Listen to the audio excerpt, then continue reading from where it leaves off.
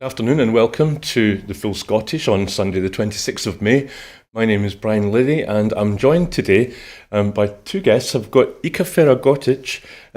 You're senior news producer and anchor with the Western Balkan News Channel in One. So thank you for joining us and welcome. Brian, thank you for having me, Joyce. Good afternoon, and of course, good afternoon to your viewers. Thank you. And we're also joined by Joyce McMillan. Joyce, you're a much respected journalist and theatre critic, and you also write a political and social commentary column. You've been involved in many campaigns for democracy and human rights, both in Scotland and internationally. And you've been a freelance journalist based in Edinburgh for more than 25 years. Good afternoon and welcome. Good afternoon. It's good to see you both. Thank you. Unfortunately, we're going to start the show traditionally with the Ukraine update, which today is day number 823, sadly. Russian strikes on a crowded DIY hardware store and a residential area in the Ukrainian city of Kharkiv on Saturday and injured dozens, local officials said. Two guided bombs hit the DIY hypermarket in a residential area of the city, Regional Governor Ole Sinebov said on national television. At least two of the dead were store employees. 40 people were injured, with at least 3 in serious condition. 16 people were unaccounted for. Sinebov said a separate early evening missile strike hit a residential building of... I'll read that again. Sinebov... A separate early evening missile strike hit a residential building in the centre of the city of 1.3 million people, injuring 18 people. President Zelensky, in his nightly video address, denounced the strike as yet another example of Russian madness. There is no other way to describe it. Zelensky also issued a plea to Ukraine's Western allies to help boost air defences to keep the country's cities safe. French President Emmanuel Macron, writing on social media platform X, denounced the attack on the store as unacceptable. Russia said on Saturday it had captured another village in Ukraine's eastern Donetsk region, while Kyiv said Moscow was intensifying attacks away from the northeastern Kharkiv region. The Russian Defense Ministry said that troops had taken control of the village of Arkhangelsk, located in the north of the city of Donetsk. Ukrainian police have said 3 civilians had been killed and 2 wounded in Russian attacks on the Donetsk region, where there had been over 1,800 strikes over the last day. G7 finance ministers say they are making progress in finding ways to use profits from frozen Russian assets to help Ukraine. As they wrapped up a meeting on Saturday, they hope to present a concrete proposal at the Leaders' Summit next month. They reiterated in their final statement that Russian assets frozen by the Group of 7 nations will remain immobilised until Russia pays for the damage it has caused to Ukraine. But they went further, saying they were committed to further financial and economic sanctions, including in the energy sector. The governor of the Bank of Italy, Fabio Panetta, said Italian banks should quit Russia, even though doing so would be complicated and costly. Long-term rearmament of Europe, in which the UK can play the closest possible role, is necessary to defeat Russian imperial ambitions, Poland's foreign minister has said.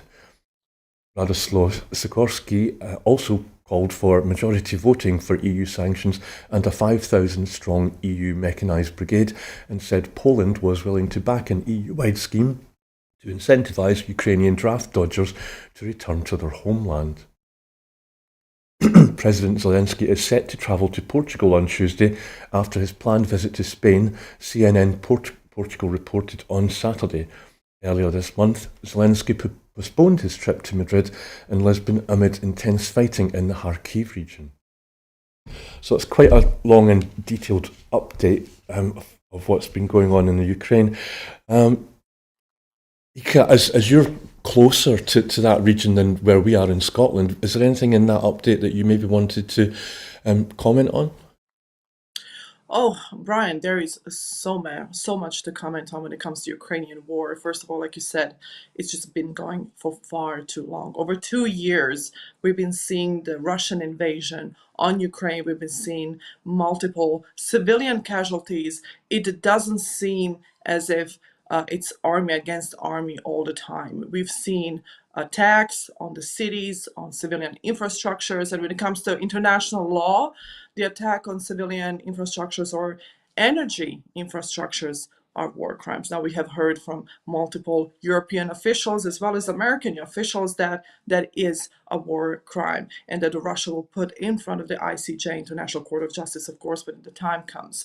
ICJ has also issued a warrant for Vladimir Putin.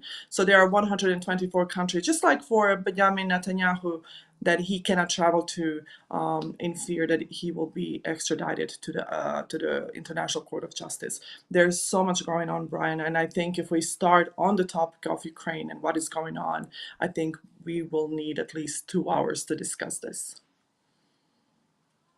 Yes, thank you, Ika. Joyce, is there anything that you'd like to add? No, except to just add my thoughts, really, and sympathies for everyone affected by the horrible attacks in Kharkiv yesterday. I mean, Kharkiv is emerging as a bit of a hero city of this horrible invasion. They're fighting very hard to remain part of Ukraine, and I think they have had some success in the last week or so in deterring the Russians from any further attempts to advance in the Kharkiv region. But really, it's just a horrifying war, slap bang in the middle of Europe, really, and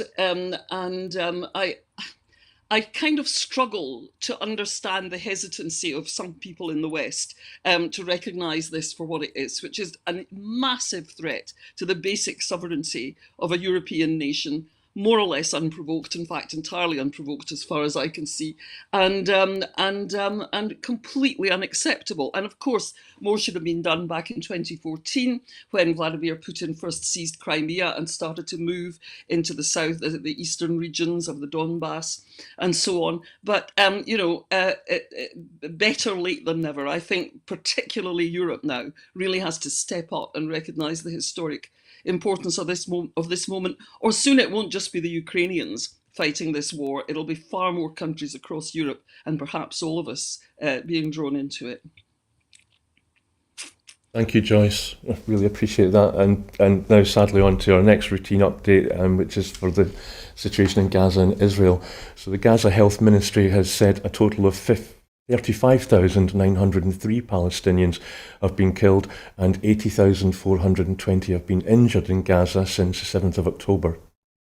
The latest figures follow the ICC accusing Benjamin Netanyahu, with other Israeli ministers and Hamas, of war crimes on Friday. The ICJ demanded that Israel halt its offensive in Gaza. It used to be said that the first casualty of war is truth, but in Palestine, journalists have become targets. I'm tempted to start with you first, but I feel that it might be a bit unfair for Joyce. Joyce, is there anything that you'd like to say about Gaza? Well, as a lifelong NUJ activist, that's the Union of Journalists here in the UK and Ireland, actually, the NUJ, I just feel outraged, really, by the extent of the attacks on journalists that have been a characteristic of this war. It's not that killing journalists is worse than killing babies and civilians and all the other people who have suffered horribly in Gaza, but it is a signal of an absolute determination to make it as difficult as possible for the world to hear the story of what is happening there. I mean, Western journalists can't go into Gaza at all, and most journalists who are not from Palestine are not allowed in there, or Israel are not allowed in there. So it's a sort of a news blackout mitigated by the courage and bravery of those journalists who actually live and are based there, and a very high number of them have been killed, well over 100, under circumstances where the International Federation of Journalists says it has to be strongly suspected that they've been deliberately targeted, either to intimidate them by threatening their families and loved ones, or directly by simply killing them, attacking them. So, it's a shocking situation from the point of view of journalism in Gaza, but it's a shocking situation in every way. It's just a situation that should never have arisen, Of course, it was a retaliation against the horrific attack of the 7th of October last year, but the fact that it's been allowed to go so far and so fast, with 35,000 people dead and the whole population shifted in various directions in what can only be seen as a kind of ethnic cleansing, I think, is just it's wholly unacceptable. And I think it's important not to underestimate the kind of civilizational crisis this is for the West and for all the countries that normally see themselves as supporting, the fragile structures of international law that were put in place after the Second World War. The fact is that most of the Western powers have gone too far in supporting Israel and have not backed the International Court of Justice in issuing these warrants against the Israeli leadership, even though they also, even-handedly, in their view, issued warrants against the Hamas leadership. So, most of the world is now turning against the West and Israel over this subject. It's helping, as a matter of geopolitics, to give Putin an easy ride, because if he sides with the Palestinians, which he tends to do, then that makes him look good in the eyes of all those who are outraged by what's happened to them, and has a very damaging effect on global politics. So, it's a really, really deeply damaging situation for all the best values, the West at its best, if you like, when it was actually trying to set up some structures of international law. It's now destroying that effort through its own inability to see that these terrible crimes against humanity in Gaza just can't be supported. And I'm really anxious about how it will end. I think the biggest question is whether the structures of international justice and response to this will just collapse completely into sort of disrepute and disuse, or whether other countries, like the BRICS countries, like South Africa at the moment, will step forward and try and implement those values and those legal structures in a more realistic way than the West has ever succeeded in doing. And that'll be an interesting question for the next 30 or 40 years, or maybe 10 or 20 years of global politics. But at the moment, the situation is absolutely dire and heartbreaking. Thank you, Joyce. And Joyce, I don't know if you got to see last night's Scotland at 7 here on Broadcasting Scotland, because it featured a press panel that you chaired, or that you hosted, the IPI World Press Congress, Navigating Crises, Journalism at a Turning Point, from Sarajevo, which basically was about Bosnian journalists reporting on Gaza. I would recommend to viewers to check it out. It's fascinating. And Ika, that was one of the main talking points, was about journalists in Gaza. Would you like to maybe tell us about that? Absolutely, Brian. So, World Press Congress has been held in Sarajevo, organized by International Press Institute, organized in Sarajevo for the first time, for a specific reason. And it comes of the experience, 30-year experience of Bosnian journalists covering in war zones. Now, what happened with the journalists in Bosnia? And I'm going to take you a little bit back to the history so I can get to Gaza and get to the Congress, what we discussed there. Bosnian journalists became, as we can say, legitimate targets by the snipers surrounding the city, Serb snipers surrounding the city.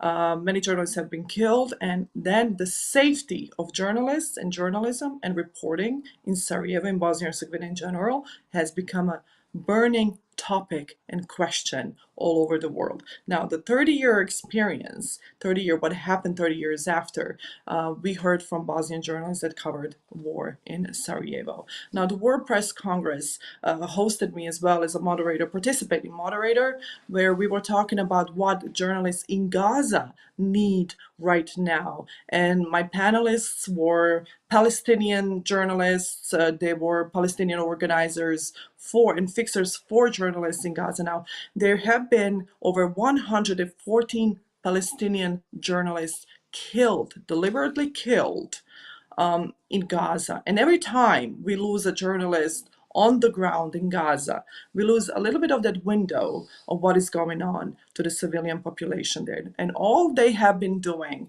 for the past 7 months is just showing us by picture, by video and by the testimonials what was happening, what is happening on the ground. And I think one of the topics of the Congress was, and it really baffled me, it's really hurtful. And I tried to set aside my feelings, of course, because I am a war child. I'm a war survivor myself. I spent half of my life being a refugee in refugee camps all across the globe. So I do understand a little bit where they're coming from. It was, when it comes to journalists in Palestine, in Gaza, when it comes to Palestinian journalists, we in the West, the Western media, we tend to question their reports, their pictures, their videos, their testimonies 100 times before we even believe them. But then we hear a statement from the other side, from the Israeli side, and we just take it as a fact. Now we try to answer that crucial question. So why are we doing that? Is it the accent? Is it the color of the skin? Are we really that oblivious to the suffering of the Palestinians? Now, the world has shifted when it comes to the geopolitics, when it comes to the politics, even the American politics, and the United States has been the greatest ally of Israel throughout this war and throughout 75 years of occupation of Palestine by Israel, state of Israel. Even the politics in their statements have been changing over the course of time. And why are we seeing that? We're seeing that because the activism has become so strong. Even London hosted over 1 million protesters in the demonstrations, pro-Palestine demonstrations. Now, those demonstrations in the UK were called pro-Hamas terrorist demonstrations, but we don't see and we don't want to accept the human rights movement that is happening in the world right now. There is a sort of recalibration of the consciousness of people with this particular war. Now, when Joyce says what happened on October 7th, first of all, it is absolutely horrific. It is an act of terror. We have to recognize it as it is. But the response to the act of terror, when Hamas terrorists killed 1,200 Israeli civilians, is an act of terror, and it has to be condemned. But the response to it for the past 7 months, almost 8 months, it's been nothing but disproportionate. Over 35,000 Palestinian civilians have been killed. Over 80,000 are wounded. And when we say we're wounded, we see children with their limbs torn apart. We see horrific pictures. And I don't know how our brains can perceive something like that, how we in the West can perceive something like that, seeing it, something like we see fathers crying over their unborn children. We see mothers crying over their children. We see children crying over their parents. And watching that for almost 8 months, are we starting to feel as if it's now normal, or do we still hurt over it? I'm hoping that the pictures that we have been seeing from Gaza still hurt us, because it's going to make us move to the action. Now, one of the topics at the panel was what happened in the Bosnian War and how do we reflect on the war in Gaza. Now, when the war in Bosnia was going on, and 30 years after it, yes, the crimes have been prosecuted, the criminals have been prosecuted, but all we heard was, Europe, the world, you did not hear us when we were suffering, and you knew what was going on to us, what was happening to us. And now we see that happening to the Palestinian people, and we decide to put earplugs in. Are we really doing that? Now, the international media wasn't fair to the Palestinian journalists in the beginning of this conflict, of this war, if I can even say conflict, of this war, of these attacks, brutal attacks on Gaza Strip, even in the West Bank. But West Bank, we'll leave it aside for now. It has been very biased when it comes to reporting what was happening over there. And that is something that I chose not to do, absolutely not to do. I wanted to look at the history. I wanted to look at every massacre that has been committed on the Palestinian territories. I also wanted to see every attack that has been committed by Hamas against the Israeli nation as well. So it's important to have that historical aspect in order to understand why this is happening now.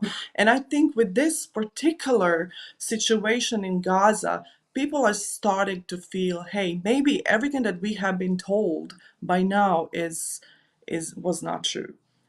People are starting to think, people are starting to question everything they know. Even us as journalists, we are starting to question everything that we have learned, everything that we known, and everything that is going on right now. I double question everything right now, even the war in Ukraine. Now, when you said that the invasion was unprovoked, we have to go back to the 2014 when there was agreement between Ukraine and Russia was supposed to be signed that there will be no weaponry accumulated on the Russian border. Ukraine decided not to sign that agreement. So for the 10 years, Ukraine was warned not to do that. NATO was warned not to come to the border of Russia. Now, I understand that every country in Europe has the right to choose how they will decide their security measures, how they decide to implement their security framework. And Ukraine has the right to do the same, but we cannot deny that there have been talks and there have been a back and forth between East and West. And I can say it openly, between the United States of America and Russia, what will happen in Ukraine. And then this happened. Unfortunately, what Russia is doing in Ukraine are war crimes, and they will be brought in front of International Court of Justice. Let's go back to Gaza now. 15,000 children have been killed. And it's very important to use the language killed. We hear from Western media all the time, well, 15,000 children died in Gaza, 1,200 Israelis have been killed. We have to have a specific and unbiased language that we have to use in reporting when it comes to Gaza. I choose to do that, and I have been in trouble for doing that for the past 8 months. I won't deny it, but I will continue keep my integrity as a journalist. And many journalists next to me that choose the right language when reporting on Gaza, because it does matter, it is important, and it will matter 30 years from now when we see Benjamin Netanyahu and also some Hamas leaders in front of ICJ and ICC responding and having their crimes being investigated by the top lawyers, top prosecutors at the International Court of Justice. Thank you, Ika. I really would thoroughly recommend that anybody that hasn't seen last night's show should watch it, because it was an incredibly powerful piece of reporting about journalists in Gaza. Thank you. So we're kind of running out of time. So the next item is the General Assembly of the United Nations declared July 11th an International Day of Reflection and Remembrance of the 1995 Srebrenica genocide.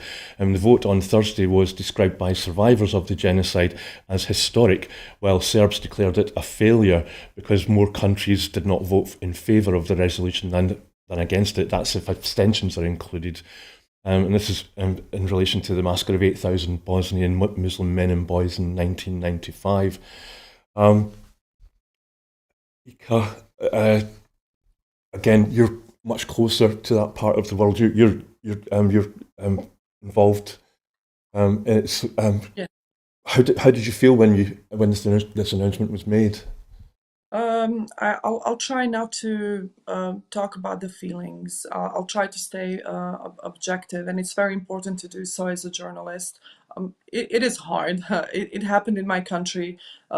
These are my fellow Bosnians that have been slaughtered on July 9th, July 11th, well, around July 11th, 1995. And we had to wait almost 30 years to be recognized in the United Nations that this has been genocide. So the remembrance of the victims of genocide. Now we have the remembrance of Holocaust, and today now we have also the International Day of Remembrance of Victims of Genocide in Srebrenica. It's very important. Now I would like to quote the ambassador to United Nations, Ambassador of Bosnia and Herzegovina to United Nations, Mr. Zlatko Lagundja, who said, yes, it is a victory. It is important to remember. It is important the world to know what happened. It is important that this is recognized by the ratio of the votes. It is absolutely polarizing. You can see that the world is now divided when it comes to the topic of genocide. Now, we had 87, if I'm not mistaken, this is on top of top of my head, 80 plus votes in favor, 16 was against, and 64 abstentions.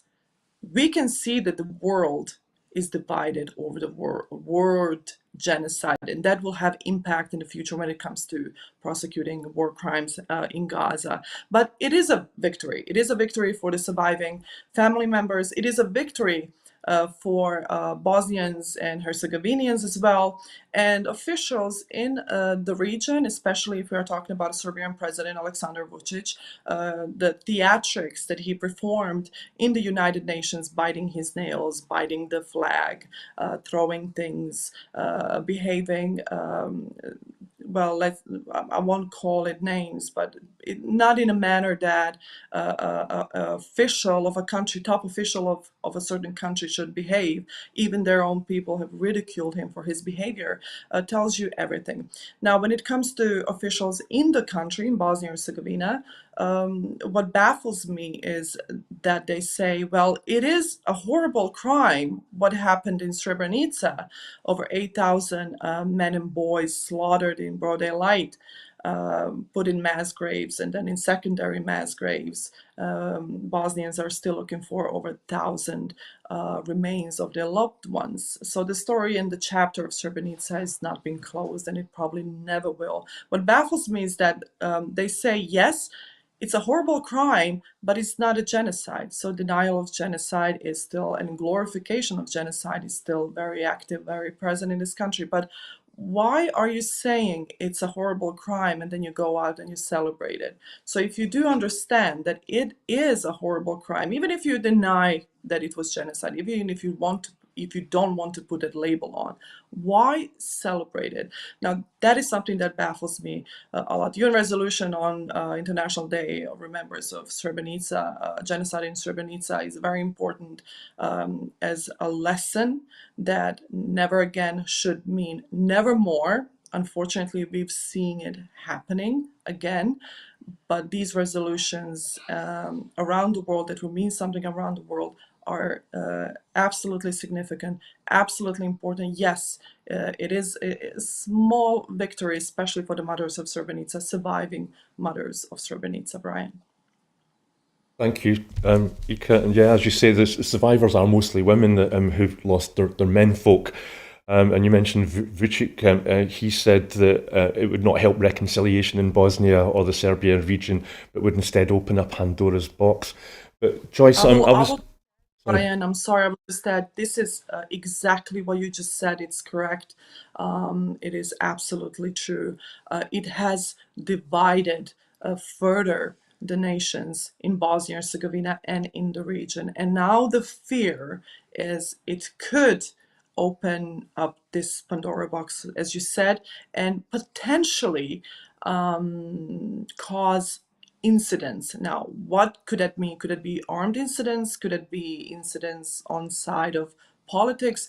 But it has already started. So let's just hope that that Pandora box will not be opened completely. But yes, it is dividing people here. And this is probably why there were 64 abstentions in the United Nations on this vote. Thank you. And Joyce, I was just I'm fascinated by the two words that were chosen to describe this announcement. One side saying it's historic, and the other side saying it's a failure. So does it show that there is still deep ethnic divisions in Bosnia, or is it more of a religious divide? Oh, the divisions in Bosnia are, I think, from what I know, and I have visited Bosnia a few times, they're national divisions. I don't think it's really a matter of profound faith. I don't think it's a matter of even to huge differences of culture. I think it's just a national divide which has been, deeply played upon and exaggerated by, some really, really disreputable politicians over a very long period. and which some people would argue was kind of hardened into place, as in Northern Ireland, by the terms of the peace back in the mid 1990s. But obviously, Ika knows far more about that than I do. What I'd say about the UN's action this week is that, first of all, as Ika says, it's kind of tragic that there is no real consensus. And it just seems that everywhere you look in our world now, it's almost impossible to achieve consensus on anything. Polarization is the name of the game. And unless you have consensus behind a system of law or a system of sort of the regulation, if you like, of international relations, it's never going to work. And where that doesn't work, which is why it was put in place in the first place, where it doesn't work, then war rapidly becomes, or violence of some kind, rapidly becomes the only way of resolving international disputes. And that suits only one group of people, which is that tiny minority who would rather be fighting and killing other people than actually trying to build a decent life together. And they're never a majority of those people. And yet at the moment, the world is going in a direction which gives them huge amounts of power. And, you know, we all ought to sit and think every day about exactly why the people who fought their way and survived the Second World War wanted to set up a system of that kind. And you know, what's gone wrong with the implementation of the dream that they had back in 1945, because certainly a lot of the responsibility for that falls on the Western powers, who have paid lip service to all those values and systems, but have never ever implemented them in any way that cut across their own interests, whether it was the financial interests of their countries or their political interests. So, you know, it's a pretty abysmal moment of failure. I'm glad for the mothers of Srebrenica. I've visited Srebrenica. I've met some of the mothers of Srebrenica. I was in Tuzla at the very end of the war when people almost still didn't quite know what had happened or the extent of what had happened to the men of Srebrenica. And I remember Srebrenica and Bosnia are often in my thoughts. A beautiful country at the heart of, you know, one of the most bitter ongoing disputes in Europe. And I'm glad for them that this day has been instituted. I'm glad that a majority voted to do that. But, you know, as Ika says, I don't think we can ignore the divisions around any of these moves nowadays, and the kind of bitterness that tends to ensue from any attempt really to hold people to account for these genocidal and acts and these crimes against humanity. Thank you, Joyce. Time's against us, but the Bosnian Serb nationalist leader Milorad Dodik, who denies that any genocide took place, said this is a failed resolution and threatened that the Serb Republic, an autonomous region that makes up Bosnia along with the Bosniak-Croat Federation, said that they would secede if the resolution went ahead. So, Ika, would that be a serious threat, do you think? Well, first of all, I'll just say that Milorad Dodik in the past has recognized genocide in Srebrenica. He has changed his mind over the course of time, simply because the politics required him to.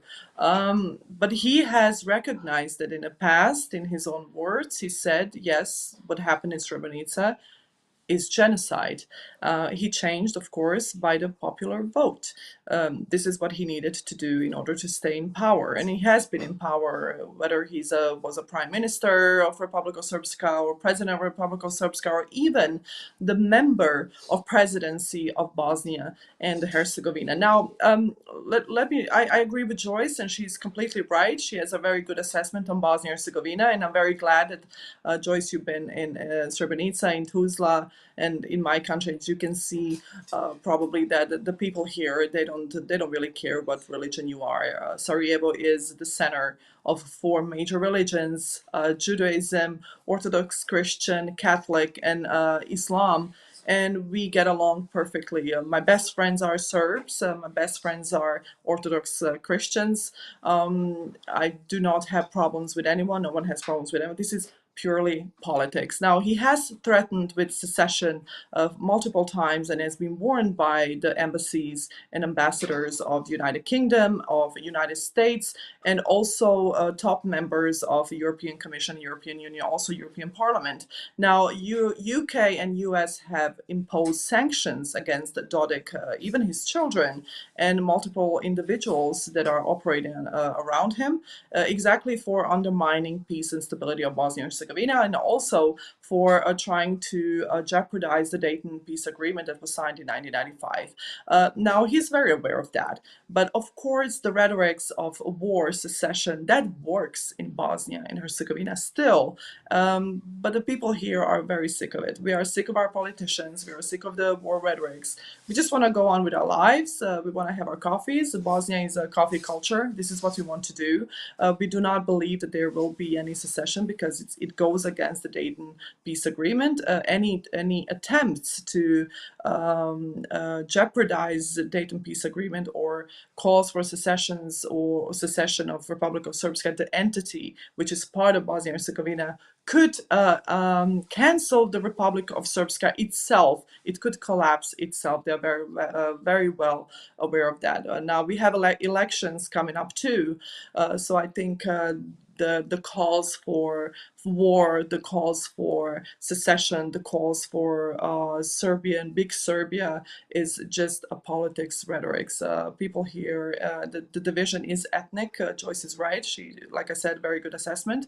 But when it comes to religion, it's just a beautiful country, and I'm very happy and I'm very glad that I'm part of it. Of course, I have no fear that Bosnia will get to the point because Bosnia and Herzegovina is in the heart of Europe, surrounded by NATO countries. NATO is operating in this country. U4 is operating in this country, and we have support of the major Western allies. And it's very, very hard to go and take that step toward the secession, which could bring Bosnia into its collapse. It's, in my opinion, and in opinion, of course, a majority of people in Bosnia and Herzegovina, and also of the scholars, the academics, that it's absolutely impossible, and also taking into consideration international law. Bosnia and Herzegovina is a sovereign country, and it will stay as a sovereign country. Thank you, Ika. So the next item is First Minister John Swinney has announced his government, which he says will focus on as part of his vision to deliver for all of Scotland. And ScotGov will focus on 4 areas targeted to have the most immediate benefits for people in their everyday lives. They are eradicating child poverty, growing the economy, tackling the climate emergency, and improving public services. Joyce, I'm wondering if you maybe managed to catch the actual announcement, which was on Thursday, I think. It felt very much like a First Minister's questions, and the First Minister made some excellent rejoinders. Also, he was very good on, he said, when he said, I want to eradicate child poverty, not tackle it or reduce it, eradicate it. So what do you think of the 4 points? I think it's got to be acknowledged that John Swinney is not really the best television performer or media campaigner in the world. I mean, sadly, I'm old enough to remember and to have been reasonably old even then, when John Swinney was last leader of the SNP, and his leadership was relatively short back in the early 2000s. And really, that was because he's really not great at this sort of, he's not what you'd call a charismatic media personality. But he is a pretty solid politician. And I think my sense of what he's trying to do, Brian, is that he's trying to put independence front and centre, as any leader of the SNP must do. But at the same time, he's trying to make it clear that the reason he wants independence, rather in the same vein as Nicola Sturgeon, is that he sees it as the way forward to all of these things, which are really high priorities for him. And as you say, he's identified 4, including child poverty, which he said he wants to eradicate, and also tackling climate change, which it's interesting that he mentions as one of his 4 priorities, because I think some people were hoping that the whole green agenda would just kind of vanish from the SNP's sort of front line, as it were, its frontline priorities with the end of the Butte House Agreement with the Green Party. But of course, the Butte House Agreement would never have existed if the SNP under Nicola Sturgeon and John Swinney back then had not had itself some pretty strong policies on green issues and on tackling climate change. So it's interesting that he prioritises those things. It's interesting that he focuses on them when he speaks about the issue. I like his change of terminology, saying just tackling or reducing child poverty isn't good enough. We really have to eradicate it. There's no excuse for the kind of child poverty that we see in the UK now. And it's also an area where the SNP has a record on which it can stand. It hasn't, of course, been able to eradicate child poverty in Scotland, given the overall UK situation and the dramatic rise in child poverty in the UK over recent years. But it has succeeded, particularly through the Scottish Child Payment, in lifting Scotland off the bottom of the UK performance charts in terms of child poverty, and making sure that of the 10 worst areas in the UK, none of them are now in Scotland, whereas many of them used to be. So, you know, this is an aspect of the SNP's record on which they can campaign, and where they can argue that an incoming Labour government will not have such strong policies as they have had. And I think it's pretty obvious why he's chosen that area. But, you know, for SNP leaders, it's always this business of how far do you obsess about independence, which the vast majority of voters, of course, don't obsess about, and how, but you know, some SNP members of the party do, and how far do you make it clear that you do want independence, but it's at a means to an end to achieve much better outcomes in all these bread and butter policies that voters always say they care about.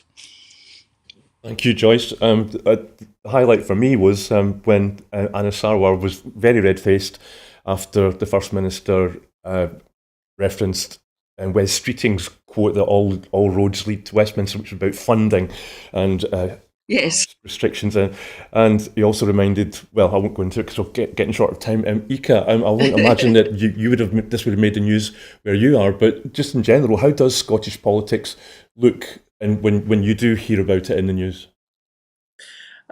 When I hear it from Joyce, I haven't been following Scottish politics over 7 or 8 months since war in Gaza started. I've been concentrated very much on that, as you can imagine. But I will try to reference to Joyce. I would like to add something.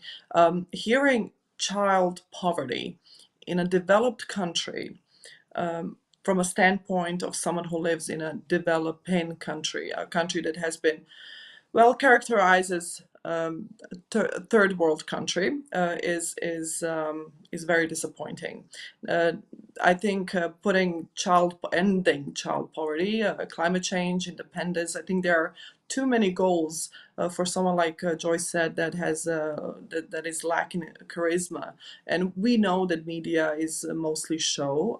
We have to have that charismatic character in order to pursue the voters to vote for you. I was very disappointed to hear that Hamza Yousaf had resigned, because he had that charisma, and I felt that he could communicate those important issues when it came to Scottish standard of living, first of all, and then also climate change, child poverty, and independence as well. Now, how does it look from outside? Just like I said, I can talk as in British politics as a whole.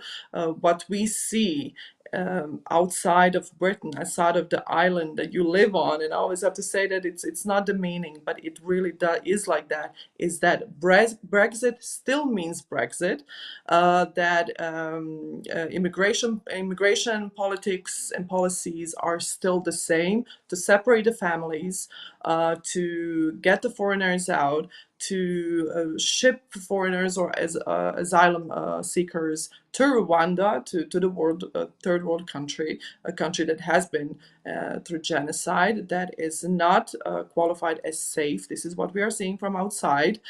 We see Scotland struggling, trying to get its independence, or at least to be part of Eurozone in some way. And I remember during the negotiations about Brexit and with the European Union and European Council, was that Scotland, and I think it was even promised to Scotland that Scotland could stay in the Eurozone after Brexit. But something happened, whether they were lied, you guys were lied or not, that did not happen. Many small businesses, small and medium businesses have been ruined, damaged. They don't exist anymore. It was very sad to see what was happening after Brexit. And to be honest, and I'm not going to go into the private things, I have felt Brexit on my own skin, and I still feel it when I want to come to Scotland or want to go to England to visit my friends. The procedure that I have to go through after Brexit is absolutely disappointing, and it's hard. When it comes to tackling, again, I'm going to go back to child poverty. It's very disappointing to say that, to hear that that is actually a thing in a developed country.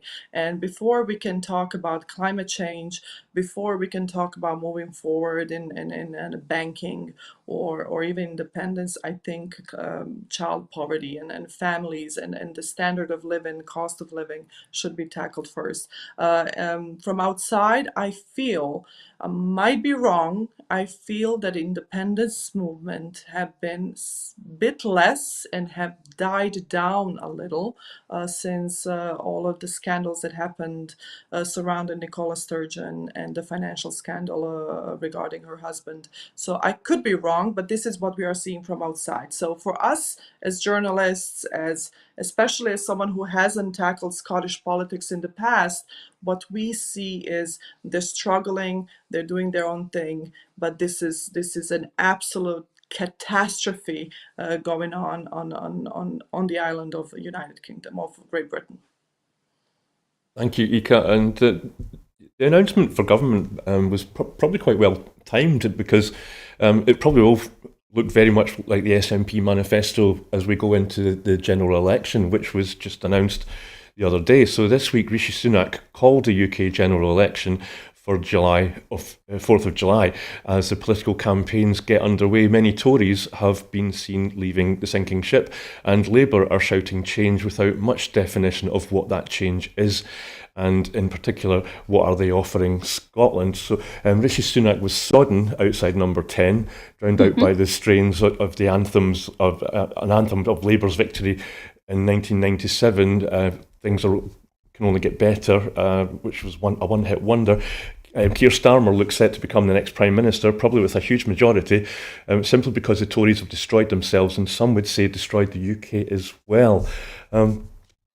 Ika, how does this look, again, coming from when you look at the news and you hear about a general election? How's it being reported where you are? Is that question for me, Brian? Yes, I'm sorry, Ika. Sorry, you're looking at Joyce. Oh, forgive me. I'm over here. I've got two screens, and sorry.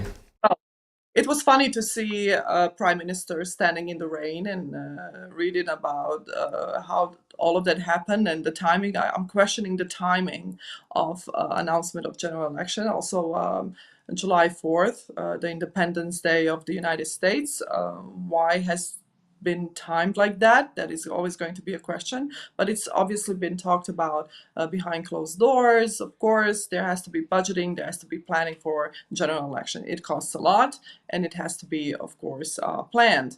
Now, when we see that, and when we hear from Labour saying that it's time for change. We are going to change this. It sounds a little bit like our politicians as well. We hear about these big changes that will occur from the other side of the politics spectrum, then from the guys that are already in power, and then nothing changes eventually. It seems to me that it's something like that happening in the UK as well, especially in English and of course in British politics. What we see from Labour lately, and especially on the topic of Gaza, it's nothing different than what Tories are all about. So from the perspective from where I am, they are all the same. They're all politicians. They're trying to grab the power. Nothing will change. I don't think people in the UK should be fooled, and they are not fooled. People in the UK are no fools, I'll tell you that. I don't think they can be fooled by all the promises being given. So if you are promising something that will change so drastically, why haven't you worked on it? Even if you are opposition, why haven't you changed it? Why are you mentioning it now that you are trying to grab the power? So we see it a little bit more as our politicians and politicians in Europe as well, is they are all there somewhere on the same spectrum. It's just that we say it in Bosnia, let's choose the lesser evil. So I think that is what is going to happen in the UK as well. We'll see it on July 4th. There's a big chance that I'll be there reporting on it. Looking forward to see what will happen and how will the people vote. Who will they give their trust to, and what the exact agenda on what they're offering will be. But I'm suspecting that it's just a lot of words and a little action in the future. Thank you, Ika. And Joyce, it seems that nobody really expected this announcement. It came out of the blue about the general election. The national newspaper claims to have seen some of the SNP's campaigning material before it's published, saying that Scotland is better making decisions for itself. And they're going to list 100 ways the party is already improving everyday life in Scotland. And there was a poll, YouGov asked, which party do you think best represents change? Apparently 10% voted for the Tories, 34% said it would be Labour, but 43% of people said neither Tories nor Labour, and that includes over a quarter of Labour's own voters apparently, and 6% said don't know. What's your take on the announcement this week then? Well, first of all, I think, as Ika was saying about the child poverty in the UK, I think people who are being sceptical about the offer that Labour are making of change do have to take into account just how terrible this Conservative government has been. I mean, these last 14 years in the UK have been years of absolutely sustained decline and often of chaos, caused by some kind of weird apotheosis of the combination of neoliberal economics and kind of unthinking British nationalism that Margaret Thatcher first began to offer way back in 1979. Of course, the classic consequence of that was Brexit, which is one of the stupidest things a developed nation has ever done to itself in economic and geopolitical terms. Britain is now weaker, more isolated, poorer, and in a far stupider place all round than it would have been if Brexit had never happened. I think there's a substantial argument that the thing was entirely a con trick on behalf of a lot of wealthy people and the right wing of the Conservative Party, and unfortunately just enough British voters fell for it.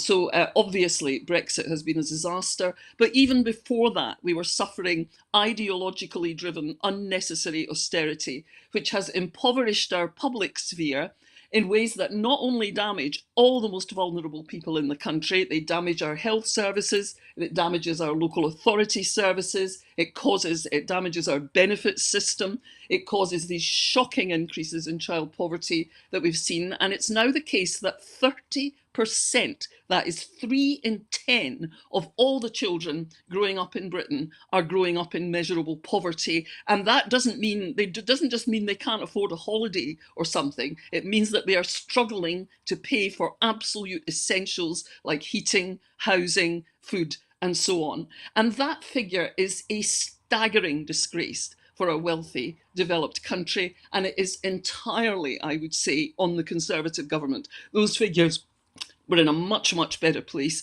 when Labour went out of office in 2010. where Gordon Brown was Prime Minister, and indeed Gordon Brown remains a vigorous campaigner against this wave of poverty that we're seeing. So, you know, how bad this Conservative government has been is a real story in itself. And that's not even to start to talk about their completely unethical and in some cases completely sort of illegal immigration policies and the whole raft of really repressive civil rights legislation that they've introduced, particularly since 2016.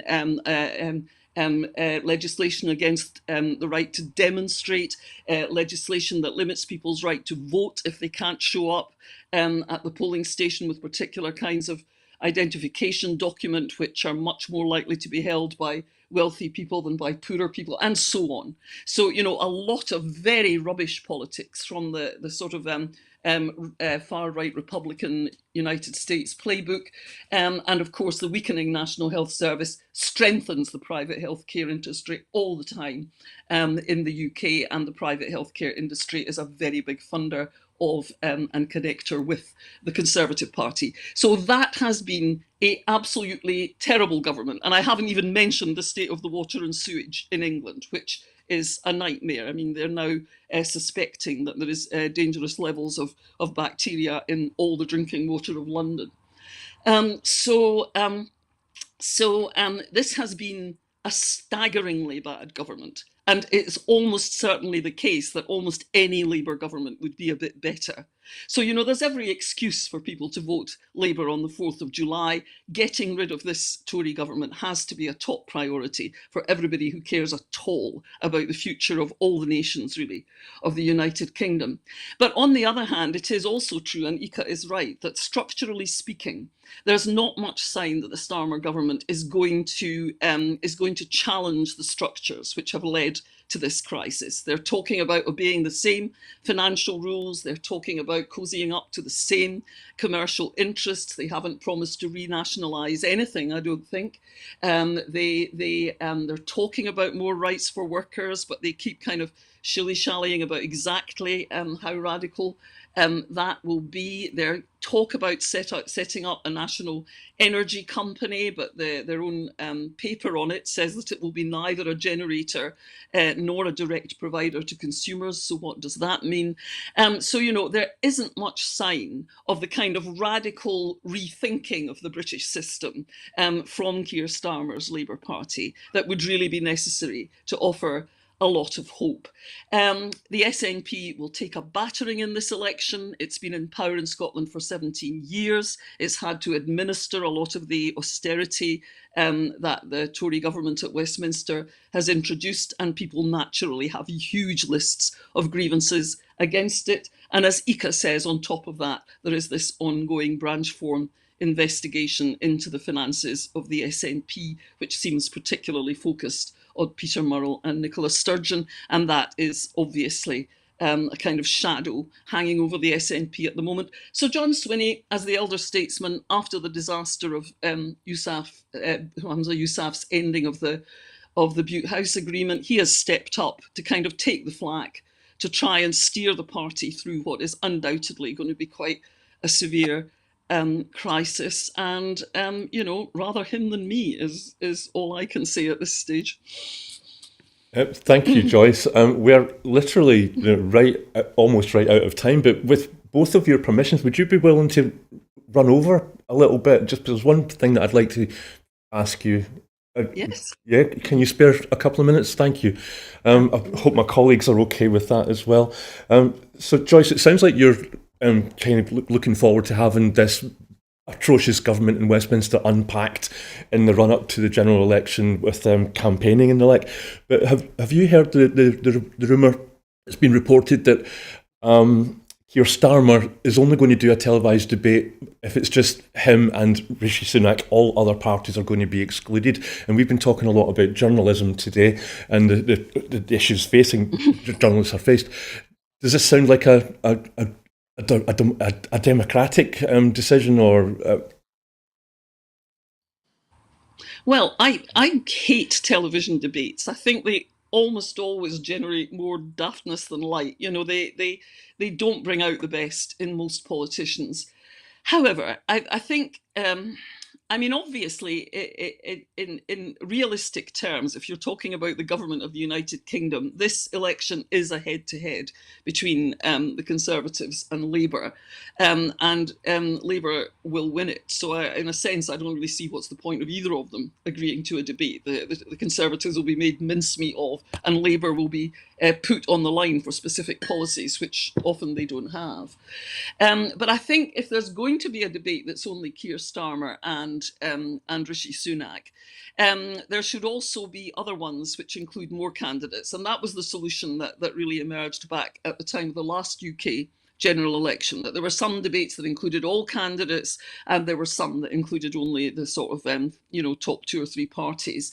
In terms of Westminster terms, of course, the SNP is one of the top 3 parties, so it should be included in any debate that is of the top 3 or 4 parties. I'm sure every effort will be made to exclude the SNP, because if there's one thing the Conservatives and Labour strongly agree about, it's that the SNP should never be allowed to gain votes again, and we'll see how far the Scottish people in the medium term agree with that.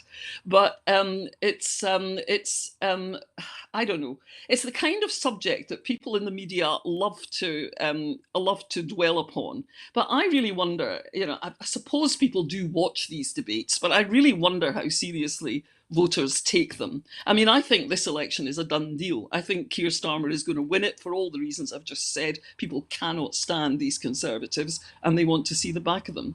So, what really happens about television debates and things like that is not going to make a colossal difference. But as you say, it will make more difference to the smaller parties than it does to the bigger parties. So there should be at least one debate, which includes the Liberal Democrats, the SNP, the Greens, and Plaid Cymru. Thank you, Joyce. And Ika, I'm just wondering if Keir Starmer came to you and said that was his conditions for if at N1, would you agree to those, or should it be up to the broadcasters?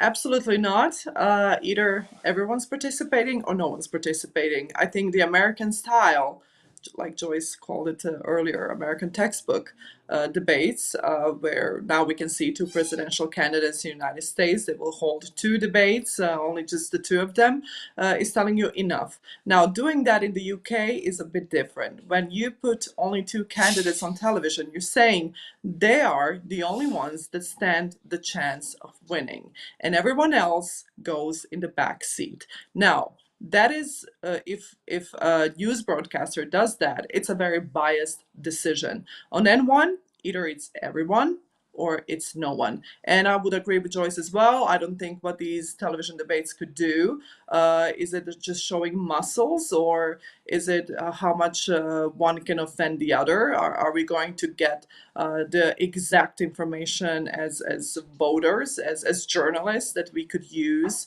when one of them finally wins? Can we hold them accountable on what they said? Maybe. But having just the 2 of them, I think it's setting a precedent, especially in the United Kingdom, where are more candidates. You are just saying these 2 stand the chance and no one else. Putting everyone else in a different debate, you're putting them in the back seat of the car, and I don't think that is fair. I think that's very biased. On N1, that would never happen. Everyone or no one. Thank you, Ika. And thank you, Joyce, for giving us even more of your precious time this weekend. Thank you. No, thank you very much, and Thank for your you, Brian. patience with me. So that's it for this week's Full Scottish. But before we go, I just want to remind you that at Broadcasting Scotland, we depend on the generosity of our supporters. Our programmes will always be free to view. However, if you can afford £5 a month, please do consider becoming a Broadcasting Scotland supporter. To everyone who has donated and to everyone who has signed up to make a regular monthly payment, we thank you very much. So we're focused now on securing the future of independent broadcasting for Scotland by growing our subscriber base, and we depend on your support to pay our bills every month. So thank you once again to my guests, to you, Ika, and also to you, Joyce. It's been great, and I suppose I better let everybody get back to what's left of the weekend. So goodbye, and thank you for watching.